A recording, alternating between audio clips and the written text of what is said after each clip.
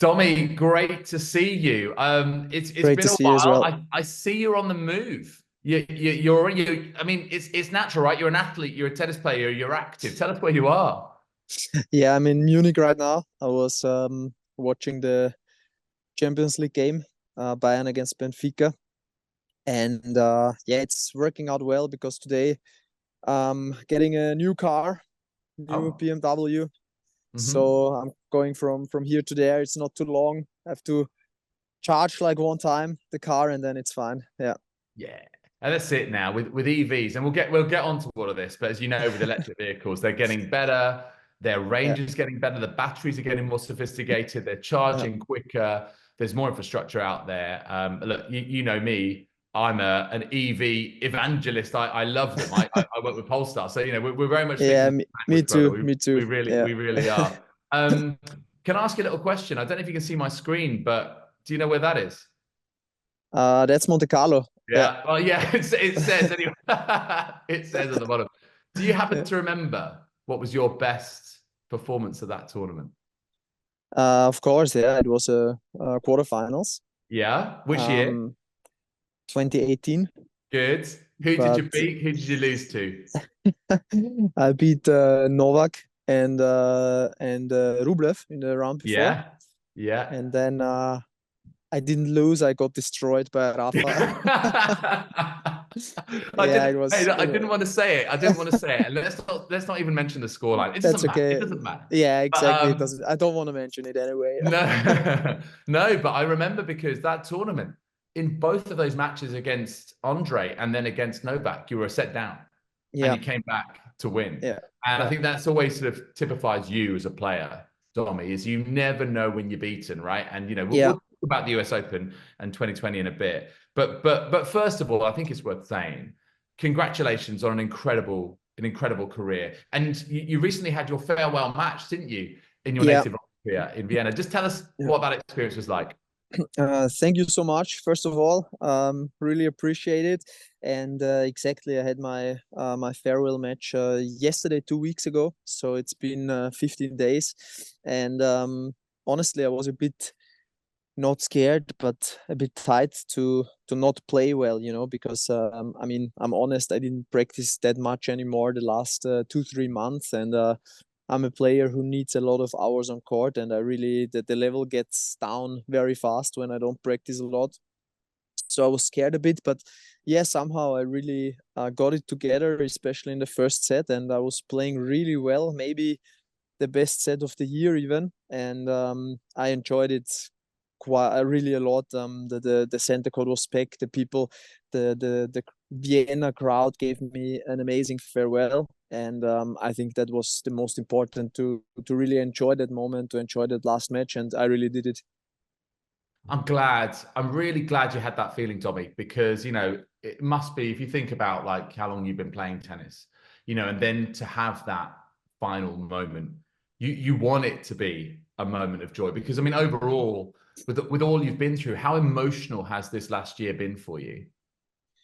Yeah, exactly. I'm like I was playing tennis. Basic. I don't know anything else in my life. I was doing it 25 years almost, and so um, I also want to say that I'm really happy and lucky also that I got my farewell in my own country in front of my home fans.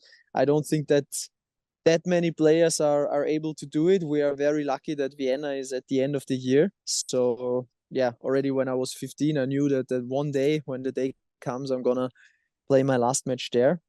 But no, the whole year was a very intense year because the beginning was still I was still like I had the belief to I don't know play for some more years and to give everything to get back to the top. But then I had this long training block, this long tough training block, and things and especially my wrist didn't really improve. So in March I decided to that's gonna be my last year, and yeah, I'm really happy that it was the way how it went because I played many more tournaments. I was able to play French Open, US Open, Mallorca on grass one more time.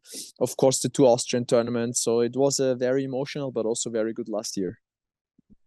And when you look back at your career, I mean, obviously, 2020 was a special year on the tennis court for you. We know what else was going on in the world. It was a tough year Yeah. for the planet Yeah. as a whole and everything we were going through with COVID. But, you know, in such demanding, extraordinary, exacting circumstances, you produced your best tennis. So finalist in 2 of the 3 Grand Slams that were played, as well as the tour finals that year. And of course, you won the US Open. Let's just talk a little bit about that final, because you came back from 2 sets down against Sasa Zverev in the final. You're the only man to do that in the Open era at that tournament. What is your abiding memory, the thing that sticks with you the most about that day, Sunday, 13th September 2020? The moment after the match point, after his backhand was going wide.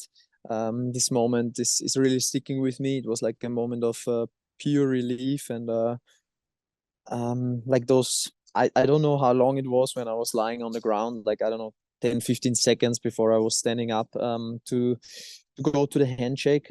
Those seconds I remember it very clear, because there was like nothing, it was like really pure relief. So that's when I have to say something, what comes to my mind from that day, it's those 10 or 15 seconds right after the match point.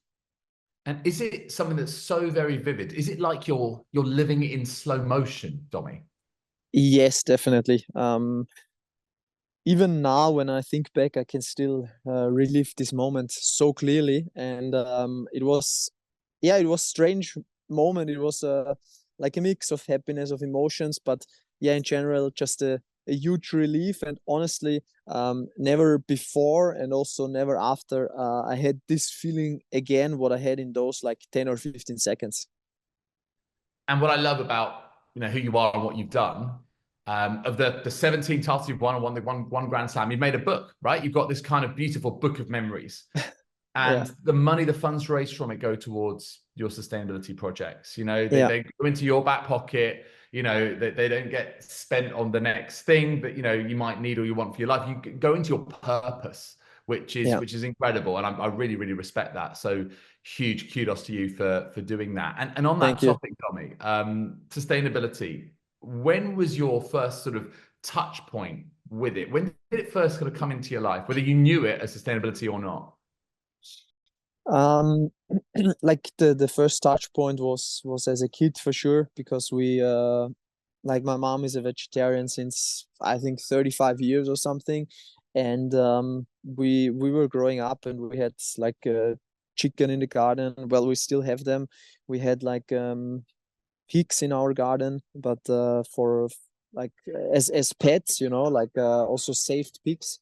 And that was when I was a kid, and then I kind of lost it a bit. I was like, I had many more other topics, of course, mainly my tennis career in my mind. But then I would say 6 years ago, in I think 2018, I was reading some articles, and it was about the plastic pollution, and that's how I got into the topic again, because as we got raised quite sustainable, it was still, I think, in the back of my head. And there was like this article about plastic pollution, and I think it triggered me.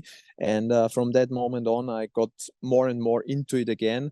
And until one certain point, I knew that tennis will always be one of the love of my lives, but sustainability is the other big thing in my heart. And you'll know that, some of the tournaments in the world where millions upon millions upon millions of people are watching, up until recently, they had plastic bottles on court, single-use plastic bottles on court. Only very recently, in the last few years, have they changed that at Roland Garros? Have they changed that at Wimbledon? And now you've got those reusable bottles that we all carry around with us now. It's so normalized. And it's a really good point, by the way, on the plastic pollution. One of our other impact champions for Sport Impact Summit, and we'll come on to that in a minute, is Hannah Mills, who's an Olympic sailor and a double Olympic champion. And she said that what really crystallized it for her was when she was training for Rio, in Rio. So for the Rio Games in 2016, she was there in the region and she was training in Rio waters. And it was just this mess of plastic in her competitive and natural environment. And, you know, that just hit her like a brick in the face, you know? And yeah, that's what drove her to then create the Big Plastic Pledge and then, you know, do all the most sort of amazing work, similarly to you, that she's done in sustainability. I just want to come back to the US Open, but for a different reason, because I'm sure you saw, Dommy, the quarter final last year between Daniil Medvedev and Andrei Rublev. And I remember, I'm going to quote this direct, because Medvedev looked down the camera and he said, one player's going to die and you're going to see. Because it was that hot, it was that humid. He couldn't even see the ball at times. He was really struggling with his breathing. I mean, this is real, isn't it? Tell us about some of the toughest, the most brutal conditions that you've had to deal with in your career.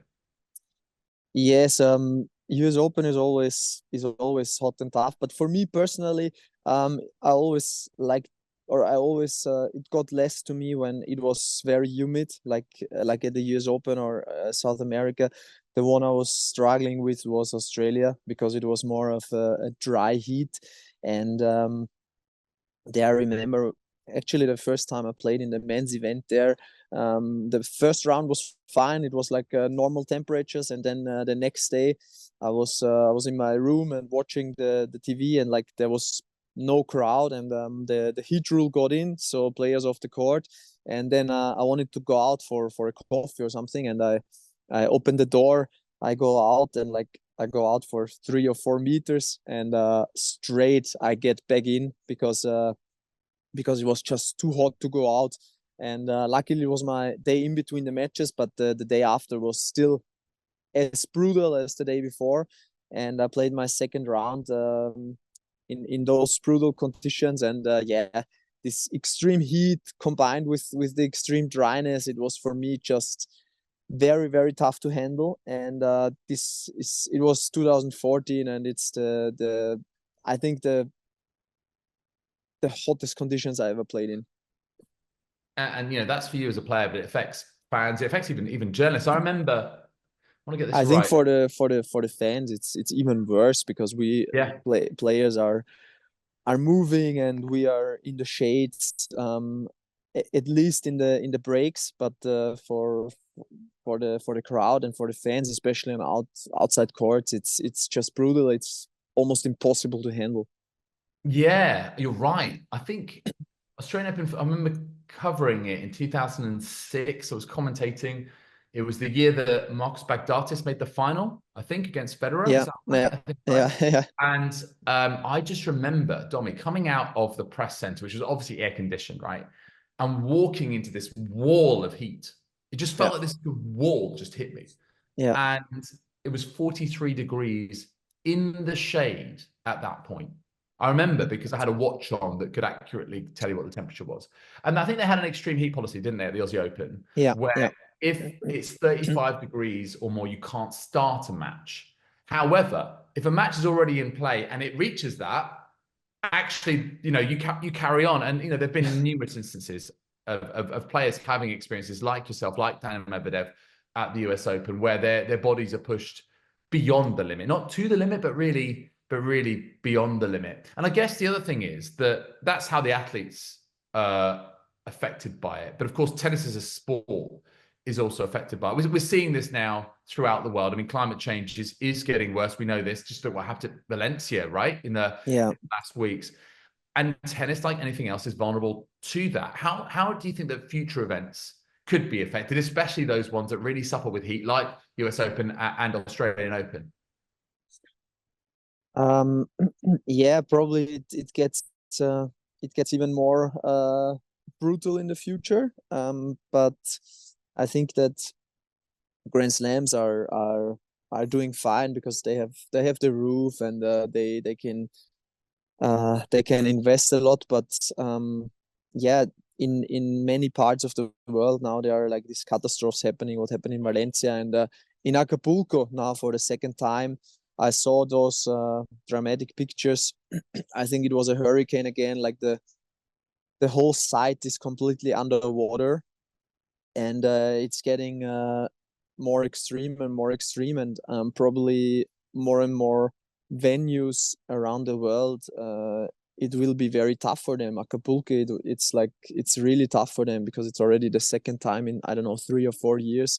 that basically they have to clean up everything. They have probably to rebuild everything, and this is happening so often now. So for sure, like tennis events and also other sports events, they will be affected.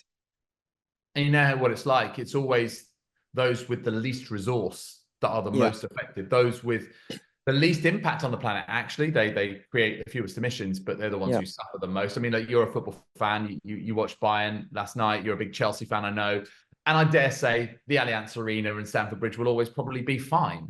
yeah, But these local grassroots football pitches that are really struggling. I think I saw a couple of, it was about a couple of years ago, that a third of all grassroots football pitches lose 6 to 8 weeks of their season every season because of flooding, because of, waterlogged pitches, not being able to find other places to play. And that's the future of the sport. That's where we find, those amazing young players, some of whom are in that Chelsea first team right now. Cole Palmer will have played at some point on a pitch like that and yeah. grown that way, right? So it affects the 100%. talent. Like you need the beginning of everything. You need those grass court pitches all around the country, all around the world. To It's the base, and without the base, there's not gonna be like Champions League or World Cup. It's like everything is connected together, and there's not one without the other.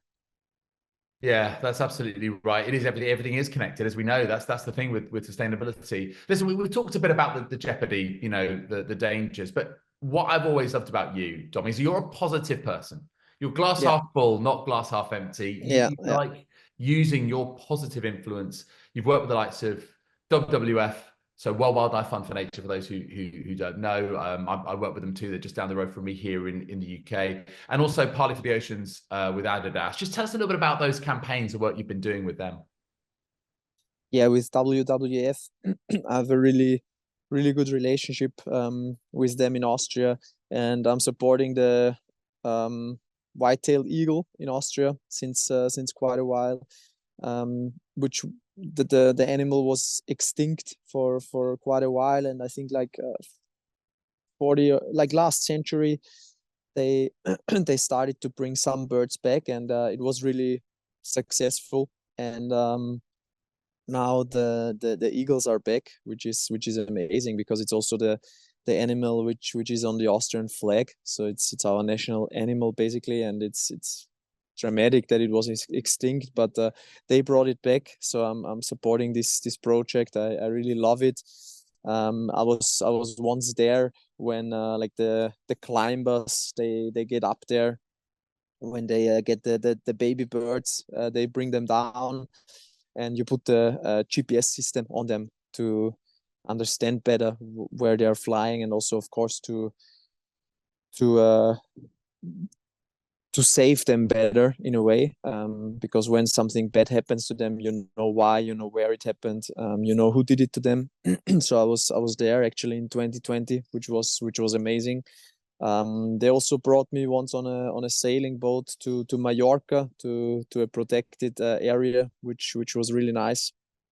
So this relationship is great, and with Pali as well. That was the similar time when I got back into sustainability, and it's amazing what they're doing. Like they do with bad stuff like plastic pollution, like plastic from the ocean, plastic from the beach. They collect it and they turn it into really cool stuff, like the shoes, my match dresses, and luckily there are more and more campaigns who turn this shitty stuff into really cool stuff. It is. It's really creative. It is cool, as you say. And that's one of the things I think we need to do is to keep making sustainability cool and accessible Exactly. and, Yeah, and engaging. you need to be positive, what you said before, because negativity doesn't bring anyone nowhere, and I think that's one of the most important things, to stay positive even when it's very difficult in the world right now, to smile, to stay positive, but I think it's very important no matter what happens. Yeah, no, you're right. I mean, I just think if we don't take that attitude, if we are negative, well, all we do is we increase the chances of this getting worse. You Yeah, know, what choice have we got? Either we try or we don't. And if we try, exactly. let's be positive and bring people along with us, because we know we can't do it on our own. And you bring people along by being the best version of yourself, and by, you know, encouraging and engaging and being positive. So, you know, Yeah. I think you're right. You're right. These organizations do that. WWF, I'm close to. I did some seagrass planting with them on the Isle of Wight. It was really cool. I was hanging out with just also very like-minded people, you know, actors and influencers and people who did just have this love for the planet, you know, Yeah. not in a kind of, you know, overstated political way. It's more just, we're just human beings who just love nature. Yeah. You Yeah. know, just Yeah. quite, it's quite a normalized thing. And partly, I mean, look, we know Cyril, right? Cyril Gutsch. Yeah. Shout out to Cyril if you're watching. Who's a real maverick. He's a real kind of, he's an entertainer. You know, he makes this engage. You cannot not watch him and listen to him because he's so, Exactly. you know, he just really grabs your attention. He just Yeah. cares about it Yeah. so much. And how are tennis representing? I mean, the ATP Tour, they're an impact partner of Sport Impact Summit. They obviously care about this subject. And as you know, Domi, they launched their carbon tracker last year. It's a player-facing app to help players understand, track, and offset credibly their travel to and from tournaments. So what do you make of it? I think it was a good idea because we like the ATP needs to bring awareness to all of the players, and it's a topic which nobody can avoid um, anyways. So it was, or it is, a very good program, and I mean, we all know that how much tennis players are traveling. It's ridiculous, and I think also for us it was really very clear to see how much we are actually traveling, because okay, we when the program was not there, we were in the planes and like not really counting, but now we really saw it, how much we're flying, also of course the how much carbon we are putting into the atmosphere. So that was very important to that players are gonna see it. Let's talk a bit about your projects, Domi. Team Energy, because this is now going to start taking on some gears, isn't it? This is something that's in the works, it's progressing, and it brings together two things: 100% Austrian renewable electricity and transparent and fair pricing. Sounds good to me. I'm in. Tell me more. Yeah, that's the thing. I mean, it's there's nothing bad about it. That's, I think, the most important thing.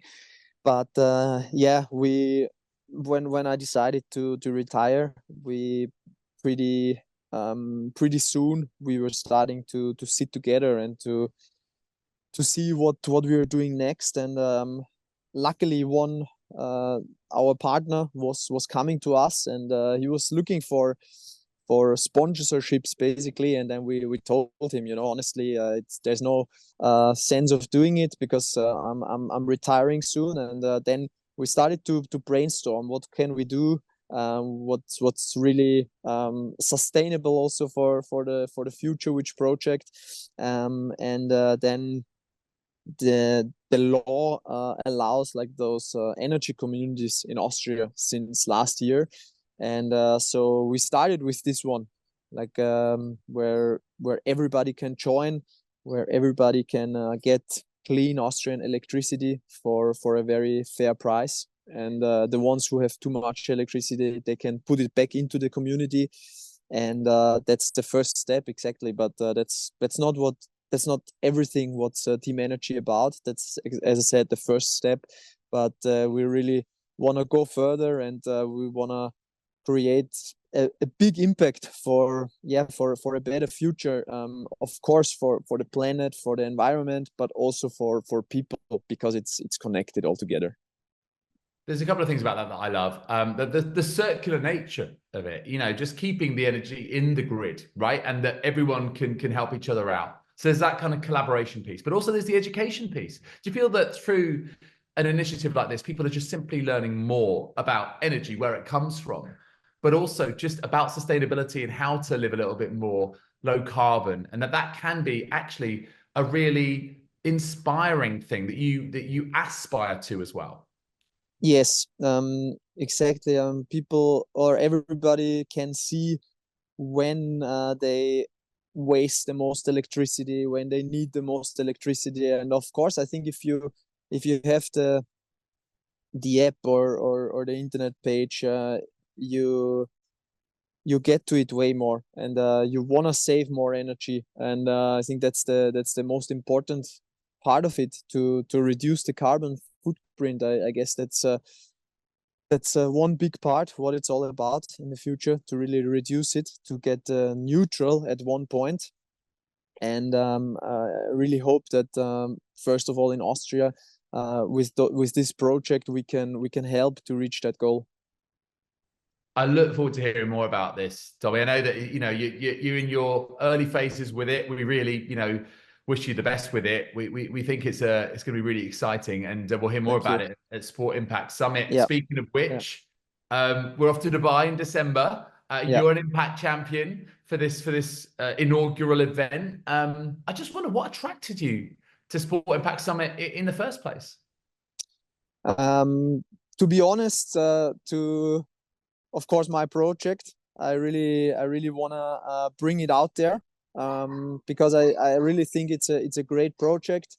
There's nothing bad about it. It's positive for everybody. Hopefully negative for the carbon emissions.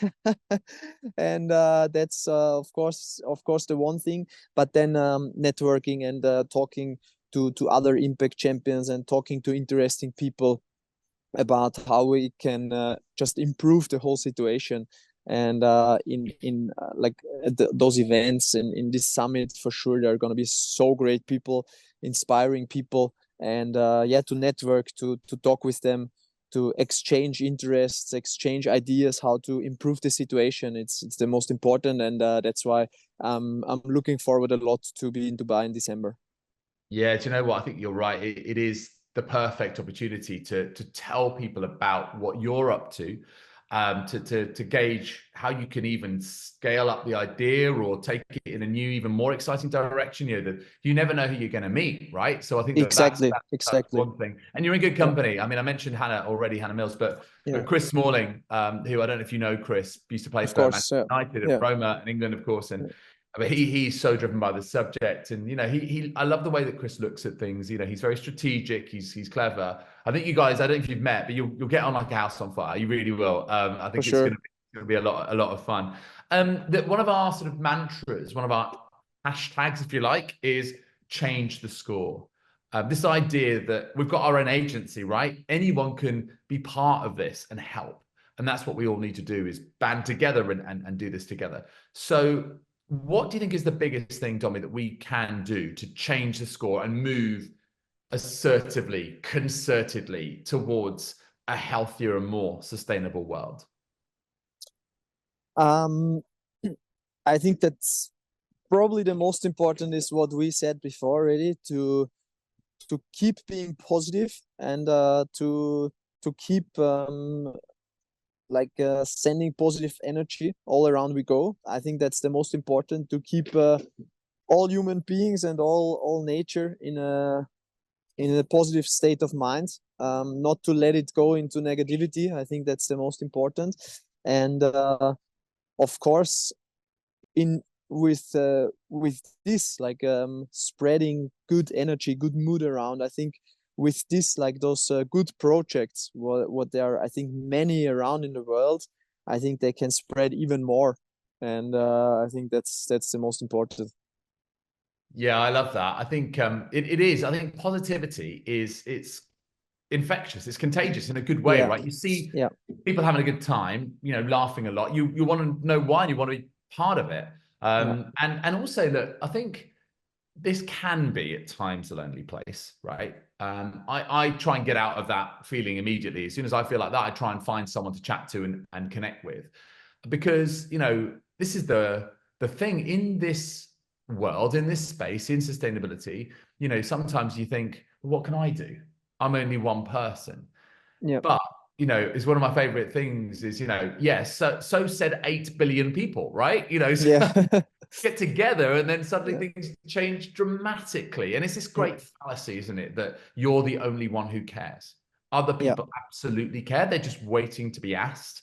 They're waiting for their opportunity to get on the pitch, change the score, to add to the scoreboard, to play their part, whether it be, you know, hitting a cricket shot, whether it be hitting a tennis shot, whether it be scoring a goal. Listen, one last question for me, because listen, it's a cheeky one, right? But you've got a team called Eco Borders FC, haven't you, Dommy? Yeah, yeah. I've seen this on Instagram. So I know you're a big football fan, but you play a bit too. So any chance I can at least just, I don't know, get on the bench for a game? Look, I'm not asking for much, right? You know, just 5 minutes, just a brief cameo to say that I played football with Dominic Thiem and his mates. Is that okay? Can I just maybe just get one cap? That's all I'm asking. 100%. We would be very, very proud of that. Because of course we are a bunch of friends who want to have fun and who want to play, but we also want to bring awareness to the field. I think that's our most important mission. Actually, I first saw the Forest Green Rovers on Instagram and everything, and then I said, yeah, there are way too little clubs like that. So we founded our own one just now, like couple months ago. So we are in the very beginning, but yeah, we are on a mission, and we really, hopefully one day, maybe we go in similar ways like the Forest Green Rovers. It would be amazing. But no, you're invited. We would be very glad, and we can also promise you some game time. Fantastic. I'm a holding midfielder. I'm basically a six. That's great. You know, yeah, so we can play next to each other. Perfect. I'd love that. Dommy, it's been such a pleasure chatting to you. You're a wonderful human being, a brilliant athlete, and great to have you on board the Impact Summit. So thank you once again. Thanks so much. Thank you.